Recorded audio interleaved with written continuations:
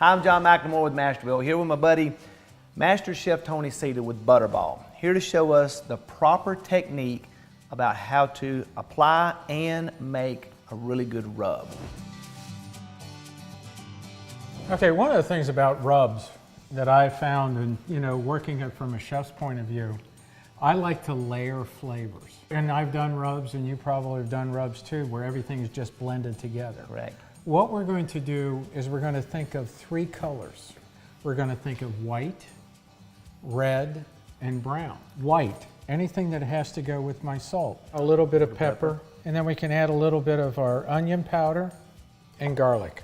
So we're just going to take, and we will then sprinkle this over the top of the turkey. Now earlier, you and I were talking, you said this is kind of what the competitors do. It's very true. I've got a very good friend of mine who is actually was a competitor, now is a judge.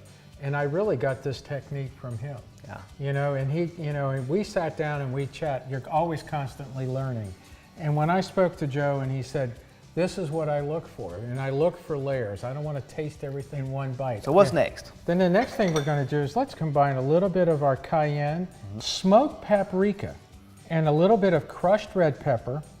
Then I'll just mix that together. Okay. And then this is the red layer that's now going on. It's and then amazing how that looks. We're just pushing that on there, and that adds the flavor. I've actually found that Old Bay, everybody thinks it goes along with fish. Or a low country boil. Or a low country boil. On turkey, it is absolutely fantastic. And then some of the things, if you've got sometimes a little bit of a favorite little rub that's got a little spiciness to it, you can add that on too. Now the other thing too, John, we're showing on this one side, but I would actually do the same thing to the other side too. Okay. On a spatchcock turkey.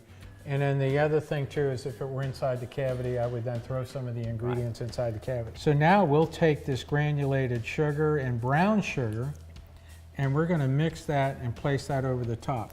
Sometimes what I'll do with it too, John, is I'll take a spray shortening, spray that, and that helps to make all of that kind of stick together a little bit better.